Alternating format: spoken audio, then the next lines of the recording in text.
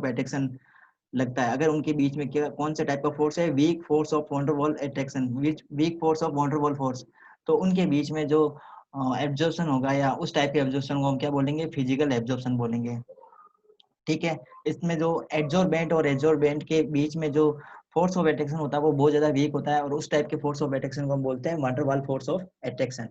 ठीक है, अब ये जो फिजिकल एब्जॉर्प्शन होता है ये रिवर्सिबल होता है, ये रिवर्स में भी जा सकता है, मतलब इसको हम वापस डी एब्जॉर्ब करवा सकते हैं। इसके कैरेक्टरिस्टिक्स क्या क्या है, सबसे पहले देखो लो एंथैल्पी ऑफ द एब्जॉर्प्शन। जैसे एब्जॉर्प्शन होता है तो उसमें बहुत ही कम अमाउंट में एनर्जी बाहर निकलती है, उसको बोलते हैं low enthalpy of absorption. If very less amount of energy is released during the adsorption process, then this type of absorption is called physical adsorption। देखो ये सॉलिड है, अब देखो ये हमने ये बता दिया। सेकंड हम पढ़ लेते हैं बच्चों रिवर्सिबल नेचर। तो ये रिवर्सिबल नेचर का, जैसे अभी हमने पढ़ा था कि जैसे हम थोड़ा सा टेम्परेचर बढ़ाते हैं तो सॉलिड के ऊपर अगर कोई गैसेस के पार्टिकल है तो वो क्या हो जाएंगे, वापस डी एब्जॉर्ब हो जाएंगे। डी एब्जॉर्ब का मतलब वापस वो अपनी इनिशियल फेज में चले जाएंगे। तो ये रिवर्सिबल प्रोसेस का होता है। ये जो सॉलिड है वो किसकी तरह कार्य करेगा, वो एड्जॉर्बेंट की तरह काम करेगा। एड्जॉर्बेंट के ऊपर एड्जॉर्बेट क्या होता है, एड्जॉर्ब्स होता है। तो ये सॉलिड और ये गैस, जैसे ही सॉलिड की सरफेस के ऊपर गैस के पार्टिकल गैदर होंगे, इकट्ठा होंगे, तो कौन सी कंडीशन आ जाए, कौन सी कंडीशन हो जाएगी, एड्जॉर्प्शन की कंडीशन हो जाएगी। अगर थोड़ा सा अगर हम इस जो ये फिजिकल एब्जॉर्प्शन है इसमें बहुत ही कम अमाउंट में हीट जनरेट होती है। हम जैसे अभी उन्होंने बताया कि लो एंथैल्पी ऑफ एब्जॉर्प्शन होती है, तो इसके अंदर 20 to 40 किलो जूल पर मोल एनर्जी बाहर निकलती है। 20 to 40 किलो जूल पर मोल एनर्जी बाहर निकलती है, बहुत ही कम अमाउंट में हीट बाहर निकलती है। और जो भी एड्जॉर्प्शन के प्रोसेस होते हैं वो सारे कैसे होते हैं, all type of adsorption process are exothermic process. Exothermic process होते हैं सारे के सारे। इसमें क्या होती है, हीट बाहर निकलती है, इसके लिए डेल्टा एच की वैल्यू क्या होती है, नेगेटिव होती है। तो अकॉर्डिंग टू ली सेटलियर प्रिंसिपल, आप लोगों को पता है कि अगर कोई भी प्रोसेस एक्सोथर्मिक है तो एक्सोथर्मिक प्रोसेस है, तो अगर इस प्रोसेस को अगर हमें फॉरवर्ड डायरेक्शन में प्रोसीड करवाना है, इस प्रोसेस को अगर हमें फॉरवर्ड डायरेक्शन में प्रोसीड करवाना है, हीट बाहर निकल रही है, इसका मतलब डेल्टा एच की वैल्यू क्या है, नेगेटिव है, एक्सोथर्मिक प्रोसेस है। तो इसको अगर फॉरवर्ड डायरेक्शन में प्रोसीड करवाना है तो हमें क्या चाहिए, टेम्परेचर को कम रखना है। टेम्परेचर क्या होना चाहिए, टेम्परेचर शुड बी लेस। और प्रेशर क्या होना चाहिए, प्रेशर ज्यादा होना चाहिए। प्रेशर ज्यादा होगा, टेम्परेचर कम होगा, तो सॉलिड के ऊपर गैसेस क्या होगी, एड्जॉर्ब होती जाएगी। तो ये हमने पढ़ लिया। इफेक्ट ऑफ टेम्परेचर, ये भी अभी हमने देख लिया कि जैसे जैसे हम टेम्परेचर बढ़ाते हैं, अगर किसी सॉलिड की सरफेस पे गैस एड्जॉर्ब हुई है, ये सॉलिड की सरफेस है और ये गैसेस के पार्टिकल है, ये गैसेस के पार्टिकल है सॉलिड की सरफेस के ऊपर, solid, these are the gases particle और गैसेस मॉलिक्यूल। जैसे हम इसका थोड़ा सा क्या करते हैं, थोड़ी सी हीट बढ़ाते हैं, तो हीट बढ़ाएंगे तो क्या होगा, ये सॉलिड के पास, सॉलिड के जो मॉलिक्यूल्स है वो हीट एनर्जी अब्जॉर्ब करेंगे। ये सॉलिड मॉलिक्यूल्स, ये सॉलिड के जो मॉलिक्यूल्स वो क्या करेंगे, अपनी हीट को किसको ट्रांसफर करेंगे, गैसेस के पार्टिकल को ट्रांसफर करेंगे। तो गैसेस के पार्टिकल के पास में काइनेटिक एनर्जी बढ़ जाएगी, और काइनेटिक एनर्जी बढ़ जाएगी तो ये इसकी सर्फेस को छोड़ के क्या हो जाएंगे, निकल लेंगे। तो मतलब क्या हो जाएगा, यहाँ पे डी एब्जॉर्प्शन हो जाएगा। क्या हो जाएगा, डी एब्जॉर्प्शन हो जाएगा। तो अगर हम टेम्परेचर बढ़ाते हैं तो डी एब्जॉर्प्शन होता है, और अगर हम टेम्परेचर कम रखते हैं, प्रेशर बढ़ा देते हैं, तो क्या होता है, फिजिकल एब्जॉर्प्शन होता है। फिजिकल एब्जॉर्प्शन और केमिकल एब्जॉर्प्शन दो अलग अलग टर्म है, दोनों को हम पढ़ रहे हैं यहाँ पे। नेक्स्ट, इफेक्ट ऑफ टेम्परेचर, आप सभी लोगों को पता चल गया होगा कि अकॉर्डिंग टू ली सेटलियर प्रिंसिपल, अगर कोई भी प्रोसेस एक्सोथर्मिक होता है तो उसमें टेम्परेचर हमें क्या करना पड़ता है, कम रखना पड़ता है। तो टेम्परेचर कम रखना है तो दूसरा फैक्टर कौन सा है, प्रेशर का फैक्टर है। अगर हम प्रेशर बढ़ाते हैं तो एब्जॉर्प्शन का जो प्रोसेस है वो क्या हो जाएगा, बढ़ जाएगा। देन लेक ऑफ स्पेसिफिसिटी, तो ये जो एब्जॉर्प्शन का प्रोसेस है ना, ये सभी टाइप के सॉलिड पर होता है। ऐसा कोई पर्टिकुलर सॉलिड नहीं है कि किसी पर्टिकुलर सॉलिड के ऊपर ही कोई गैसेस के पार्टिकल एब्जॉर्ब होंगे। ये सभी टाइप के सॉलिड्स के ऊपर और सभी टाइप की गैसेस के ऊपर एप्लीकेबल है। All type of solids and gases are absorbs, all type of gases are absorb on all type of solid, सभी टाइप के सॉलिड्स के ऊपर गैसेस के पार्टिकल एब्जॉर्ब हो सकते हैं, लेकिन उनका जो क्वांटिटी है, उनका जो रेशियो है वो क्या हो सकता है, वो अलग अलग हो सकता है। ठीक है, तो ये लिखा है, it is not specify in the nature and therefore all gases are absorb to all kind of solids to the some extent. कोई गैस ज्यादा एब्जॉर्ब हो जाती है, कोई गैस कम एब्जॉर्ब हो जाती है, लेकिन सारी गैस एब्जॉर्ब होती ही होती है। तो ये है लेक ऑफ स्पेसिफिसिटी। नेक्स्ट हम पढ़ लेते हैं नेचर ऑफ एडजॉर्बेंट। तो एडजॉर्बेंट का नेचर किस टाइप का, एडजॉर्बेंट क्या होता है, ऐसा सब्सटेंस होते हैं जो क्या होता है किसी दूसरी सरफेस के ऊपर जाके क्या होता है एडजॉर्बेंट एडजॉर्ब होते हैं, उसको हम क्या बोलते हैं एडजॉर्बेंट। हाँ, तो the extent of the physical absorption depend upon the age of liquefaction of the gas. इसका मतलब किसी भी गैस का, अगर कोई भी गैस किसी भी सॉलिड के ऊपर एब्जॉर्ब हो रही है तो उस गैस का क्रिटिकल पॉइंट क्या होना चाहिए, क्रिटिकल टेम्परेचर हाई होना चाहिए। अगर उस गैस का क्रिटिकल टेम्परेचर हाई है तो गैस की एड्जॉर्प्शन की जो पावर है, फ्रीक्वेंसी है, वो क्या होगी, बढ़ जाएगी। तो ये लिखा हुआ है having high critical temperature adsorb readily because van der Waals force of attractions are very high near the critical temperature। तो critical temperature क्या होता है, critical temperature of any gas is that minimum temperature above which the liquefaction of gas is not possible। ये इसका definition है, क्या मैंने बताया, critical temperature is that temperature above critical temperature of any gases is that minimum temperature above which the liquefaction of gas cannot be possible। तो जिस gas का critical temperature high होगा उसको लिक्विफाई करवाना बहुत आसान है, और जिस गैस का क्रिटिकल टेम्परेचर ज्यादा होता है वो ज्यादा एब्जॉर्ब होती है सॉलिड की सरफेस पर, वो क्या होगी, वो ज्यादा एब्जॉर्ब होगी। तो ये कंसेप्ट है, ये समझ में आना चाहिए। तो अगर हम दो गैसेस का कंपेयर करें, कार्बन डाइऑक्साइड गैस का और सल्फर डाइऑक्साइड गैस का, तो सल्फर डाइऑक्साइड का क्रिटिकल टेम्परेचर बहुत ज्यादा है as compare to carbon dioxide gas. तो सल्फर डाइऑक्साइड गैस सॉलिड की सरफेस पे बहुत ज्यादा एब्जॉर्ब होती है। नेक्स्ट हम पढ़ लेते हैं केमिकल एब्जॉर्प्शन। तो दो टाइप के एब्जॉर्प्शन हम जो बता रहे हैं, फर्स्ट है फिजिकल एब्जॉर्प्शन, और सेकंड टाइप का जो एब्जॉर्प्शन हम सीखने जा रहे हैं अब है वो केमिकल एब्जॉर्प्शन। तो केमिकल एब्जॉर्प्शन में क्या होता है, एड्जॉर्बेट एंड एड्जॉर्बेंट दोनों के बीच में क्या होता है, एक केमिकल बॉन्ड का फॉर्मेशन होता है। इससे पहले हमने जो फिजिकल एब्जॉर्प्शन पढ़ा है इसमें क्या होता है, एड्जॉर्बेट और एड्जॉर्बेंट के बीच में एक वीक फोर्स ऑफ अट्रैक्शन बनता है, और वो वीक फोर्स ऑफ अट्रैक्शन का अगर थोड़ी सी हम टेम्परेचर बढ़ा दें तो वो वापस क्या हो जाएगा, वो रिवर्स हो जाता है। लेकिन जो केमिकल एब्जॉर्प्शन होते हैं वो इरिवर्सिबल होते हैं, वो वापस रिवर्स नहीं होते। तो इसका कैरेक्टरिस्टिक्स भी पढ़ लेते हैं। एंथैल्पी ऑफ एब्जॉर्प्शन तो ज्यादा होती है, enthalpy of absorption is high as compare to physical absorption. तो फिजिकल एब्जॉर्प्शन में हमने देखा है कि फिजिकल एब्जॉर्प्शन की मैं बात कर रहा हूँ, फिजिकल एब्जॉर्प्शन में 20 to 40 किलो जूल पर मोल एनर्जी लिबरेट होती है जब फिजिकल एब्जॉर्प्शन होता है, और जब केमिकल एब्जॉर्प्शन होता है तो इसकी just 10 times 200 to 400 kilo joule पर मोल एनर्जी बाहर निकलती है। तो इसमें लिखा है 82 to 40 किलो जूल पर मोल एनर्जी। तो कुछ बुक्स में ये लिखा है, कुछ बुक्स में 20 to 400 kilo joule energy liberate होती है। दोनों इसमें हम कंसीडर करेंगे, मतलब फिजिकल एब्जॉर्प्शन में कम एनर्जी बाहर निकलती है, केमिकल एब्जॉर्प्शन में ज्यादा एनर्जी बाहर निकलती है, ये ध्यान रखना है। केमिकल एब्जॉर्प्शन में क्या होता है, केमिकल बॉन्ड बन जाते हैं, किसके बीच में केमिकल बॉन्ड बन जाते हैं, एड्जॉर्बेट और एड्जॉर्बेट एंड एड्जॉर्बेंट के बीच में क्या बनता है, केमिकल बॉन्ड का फॉर्मेशन हो जाता है। जो सरफेस के ऊपर स्टिक होता है उसके बीच में और सरफेस के बीच में एक केमिकल बॉन्ड का फॉर्मेशन होता है, और केमिकल बॉन्ड की वजह से क्या होता है, ज्यादा हीट की रिक्वायरमेंट होती है उसको उस बॉन्ड को ब्रेक करने के लिए। अब इरिवर्सिबल नेचर, ये इरिवर्सिबल नेचर क्या होता है, मतलब इसको हम वापस रिवर्ट नहीं करवा सकते। केमिकल एब्जॉर्प्शन को हम रिवर्ट नहीं करवा सकते, जबकि हम फिजिकल एब्जॉर्प्शन को आराम से रिवर्ट करवा सकते हैं। दूसरा इसका एंथैल्पी ऑफ एब्जॉर्प्शन ज्यादा है, उसमें फिजिकल एब्जॉर्प्शन में पड़ा, एंथैल्पी ऑफ एब्जॉर्प्शन कम है, तो दोनों एक दूसरे के ऑपोजिट है।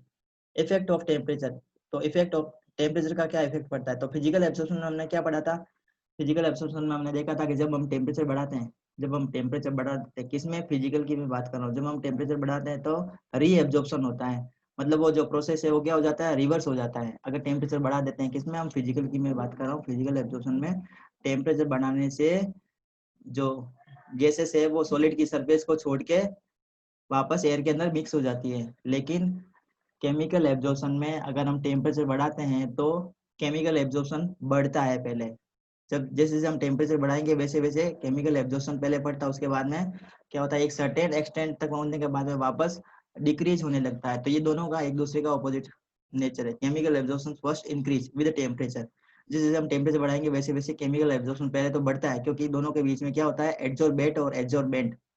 एड्जॉर एडजॉर्बेट और एडजॉर्बेंट, दोनों के बीच में क्या होता है, केमिकल बॉन्ड का फॉर्मेशन होता है। तो दोनों के बीच में केमिकल बॉन्ड के फॉर्मेशन के लिए क्या चाहिए हमें, टेम्परेचर की रिक्वायरमेंट होती है। जब हम टेम्परेचर बढ़ाते हैं तो केमिकल एब्जॉर्प्शन क्या होता है, केमिकल एब्जॉर्प्शन क्या होता है, बढ़ता है। केमिकल एब्जॉर्प्शन बढ़ेगा जब हम टेम्परेचर को बढ़ाते हैं तब, और जब हम टेम्परेचर को डिक्रीज कर देंगे तो क्या होगा, जब हम टेम्परेचर को बढ़ाते हैं तो केमिकल एब्जॉर्प्शन बढ़ता है, लेकिन जैसे जैसे टेम्परेचर बढ़ता है कुछ टाइम के बाद में ये क्या हो जाता है, स्टेबल हो जाता है, और फिर अगर और हम टेम्परेचर बढ़ाएं तो ये वापस कम होने लग जाता है, केमिकल एब्जॉर्प्शन कम होने लग जाता है। नेक्स्ट है हाई सेलेक्टिविटी।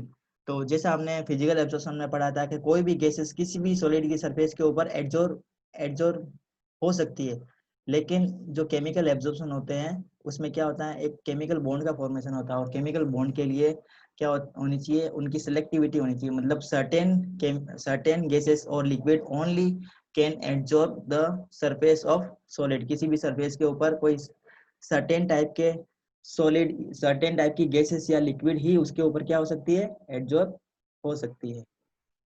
तो ये हो गई इसकी हाई सिलेक्टिविटी, ये भी इसका एक इम्पोर्टेंट पॉइंट है।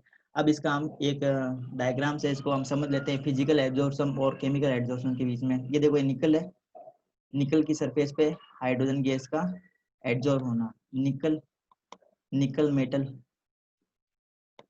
Absorption of hydrogen gas, absorption of hydrogen gas on the surface of nickel metal. तो ये जो हाइड्रोजन गैस में हाइड्रोजन बॉन्ड है, ये हाइड्रोजन बॉन्ड, कोवलेंट बॉन्ड, ये क्या होगा, फिजिकल एब्जॉर्प्शन में नए बॉन्ड बनते हैं। देखो इस टाइप से नया बॉन्ड बन जाएगा, इस टाइप से नया बॉन्ड बन जाएगा, और ये बॉन्ड थोड़ा सा वीक हो जाएगा। देखो ये जो बॉन्ड है ना, कोवलेंट बॉन्ड, ये थोड़ा सा वीक हो गया, और नया बॉन्ड इधर बन गया, नया बॉन्ड इधर बन गया। अब इस बॉन्ड को ब्रेक करना बहुत आसान है, इस बॉन्ड को ब्रेक करना बहुत आसान है, मतलब ये फिजिकल एब्जॉर्प्शन है ना, थोड़ा सा अगर हम टेम्परेचर बढ़ा देंगे ये बॉन्ड वापस ब्रेक हो जाएगा और अपनी इनिशियल कंडीशन में वापस आ जाएगा, मतलब ये रिवर्स हो सकता है। अब अगर हम केमिकल एब्जॉर्प्शन की बात करते हैं तो पूरा ये बॉन्ड है ना, ये पूरा बॉन्ड हाइड्रोजन और हाइड्रोजन के बीच में, ये पूरा बॉन्ड क्या होता है, ब्रेक होता है और नए बॉन्ड बनते हैं। केमिकल एब्जॉर्प्शन में क्या होता है, नए बॉन्ड बनते हैं। देखो ये नया बॉन्ड बन गया, अब नया बॉन्ड बन गया तो न्यू कंपाउंड बन गया, न्यू कंपाउंड का फॉर्मेशन होता है। अब न्यू कंपाउंड का फॉर्मेशन होता है तो ये जो रिएक्शन होगी कैसी होती है, इरिवर्सिबल होती है।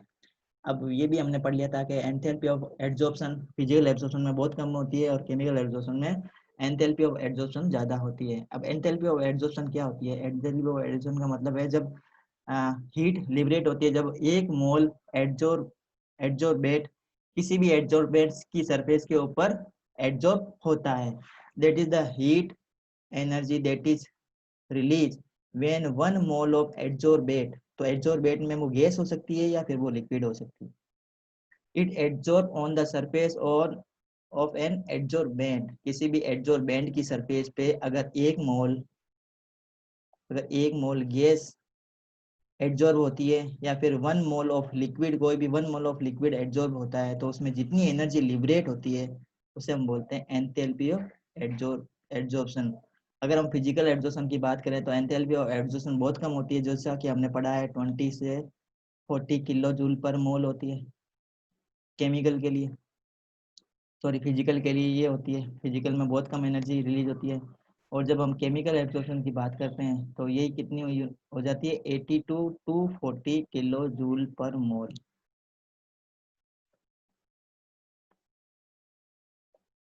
Yes, this is the difference between physical absorption and chemical absorption, जो अभी हम पढ़ के आए वही है पूरा। तो फर्स्ट पॉइंट है द, अभी तक जिसने थोड़ा सा ध्यान नहीं दिया वो अभी इसको ध्यान से देख लेंगे तो आपको पूरा समझ में आएगा, पूरा कंसेप्ट समझ में आ जाएगा फिजिकल एब्जॉर्प्शन और केमिकल एब्जॉर्प्शन के बीच में। तो फर्स्ट पॉइंट है the force between the adsorbent molecule and the adsorbent are weak, और वीक फोर्स ऑफ अट्रैक्शन होते हैं उनको हम बोलते हैं वंडरवाल फोर्स ऑफ अट्रैक्शन, इसमें केमिकल बॉन्ड बनते हैं। नेक्स्ट इसमें लो एंथैल्पी ऑफ एड्सॉर्प्शन कितनी होती है, 20 टू 40 किलो जूल पर मोल, और इसमें होती है 82 टू 140 किलो जूल पर मोल। नेक्स्ट ये क्या होते हैं, रिवर्सिबल प्रोसेस होते हैं, जैसे हम टेम्परेचर को बढ़ाते हैं ये क्या हो जाते हैं, वापस रिवर्स हो जाते हैं। और जब हम टेम्परेचर बढ़ाते हैं तो एड्सॉर्प्शन क्या हो जाता है, डिक्रीज हो जाता है, एड्सॉर्प्शन का जो प्रोसेस है वो क्या होता है, डिक्रीज होता है बाय इंक्रीजिंग द टेम्परेचर। और जो केमिकल एब्जॉर्प्शन होता है वो टेम्परेचर बढ़ाने से इंक्रीज होता है, केमिकल एब्जॉर्प्शन टेम्परेचर बढ़ाने से इंक्रीज होता है। नेक्स्ट ये रिवर्सिबल है और ये इरिवर्सिबल है, ये भी हमने देख लिया। Then extent of absorption depend upon the ease of liquefaction, मतलब जितनी जो गैस जितनी ज्यादा आसानी से लिक्विफाई हो जाएगी, वो गैस उतनी ज्यादा एब्जॉर्ब होगी किसी भी सॉलिड सरफेस के ऊपर। इसका मतलब गैस का क्रिटिकल टेम्परेचर के ऊपर ये डिपेंड करती है। किसी भी गैस का क्रिटिकल टेम्परेचर के ऊपर फिजिकल एब्जॉर्प्शन डिपेंड करता है। क्रिटिकल टेम्परेचर अभी हमने बता दिया क्या होता है। और इसमें क्रिटिकल टेम्परेचर का कोई भी कंसेप्ट नहीं है, कोई भी कंसेप्ट नहीं है क्रिटिकल टेम्परेचर का। दोनों के बीच में क्या होना चाहिए, स्पेसिफिक होना चाहिए। एडजॉर्बेट और एडजॉर्बेंट दोनों क्या होने चाहिए, स्पेसिफिक होने चाहिए। दोनों के बीच में केमिकल बॉन्ड का फॉर्मेशन होना चाहिए। अगर दोनों के बीच में केमिकल बॉन्ड का फॉर्मेशन हो रहा है, किसके बीच में, एडजॉर्बेंट और एडजॉर्बेट के बीच में अगर केमिकल बॉन्ड का फॉर्मेशन हो रहा है तो केमिकल एडजॉर्प्शन भी हो जाएगा। नेक्स्ट, इसमें हमने देखा था नॉट स्पेसिफिक इन नेचर। ये हमने देख लिया था कि सभी गैसेस आराम से सॉलिड की सरफेस के ऊपर कम या ज्यादा एडजॉर्ब हो ही जाती है। और ये क्या होता है, हाईली स्पेसिफिक होते हैं, क्योंकि क्या होते हैं, इसमें केमिकल बॉन्ड का फॉर्मेशन होता है।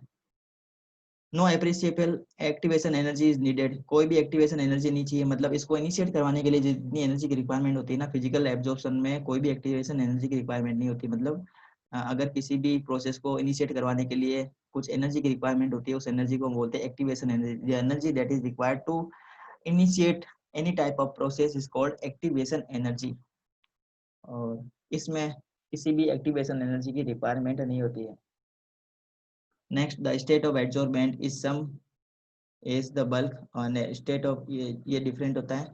और ये मल्टी मोलिकुलर लेयर्स होती है। इसमें मल्टी मोलिकुलर लेयर्स का मतलब है, जैसे ये सॉलिड है, सॉलिड के ऊपर ऐसा नहीं है कि सिर्फ एक ही लेयर में ये सारे मॉलिक्यूल्स चिपके रहेंगे।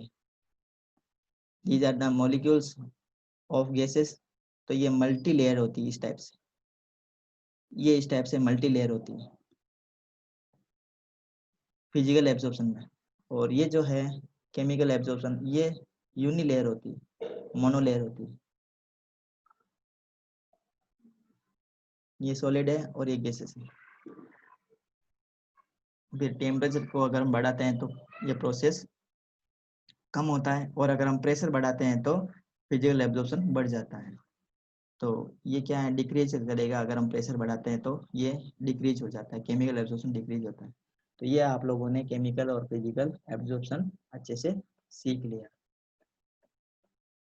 हाँ, अब हम पढ़ेंगे important point, absorption of gases on solid. Absorption of gases on solid, very very important topic, very very important topic. Yes, so almost all solid absorb gases to some extent, ये हमने पढ़ा है। अभी हमने सीख लिया था कि सारे सॉलिड क्या करते हैं, गैसेस को एब्जॉर्ब करवाते हैं अपनी सरफेस के ऊपर। तो जो केमिकल एब्जॉर्प्शन होते हैं ना, वो स्पेसिफिक होते हैं, क्योंकि उनके बीच में क्या होता है, बॉन्डिंग का फॉर्मेशन होता है। केमिकल एब्जॉर्प्शन क्या होते हैं, स्पेसिफिक नेचर के होते हैं, क्योंकि एड्जॉर्बेंट और एड्जॉर्बेट दोनों के बीच में क्या बनते हैं, केमिकल बॉन्डिंग की फॉर्मेशन होती है, केमिकल बॉन्ड बनते हैं। और केमिकल बॉन्ड की वजह से जो केमिकल एब्जॉर्प्शन होती है वो क्या होती है, स्पेसिफिक नेचर की होती है। जबकि फिजिकल एब्जॉर्प्शन में कोई भी गैस किसी भी सॉलिड की सरफेस पे एब्जॉर्ब हो सकती है। कोई गैस कम एब्जॉर्ब होगी और कोई गैस ज्यादा एब्जॉर्ब होगी, लेकिन अमूमन सभी टाइप की गैसेस सॉलिड की सरफेस पे क्या हो जाती है, एब्जॉर्ब हो जाती है फिजिकल एब्जॉर्प्शन। केमिकल में ऐसा नहीं होता है। केमिकल में क्या होता है, दोनों के बीच में बॉन्डिंग होती है, किसके बीच में,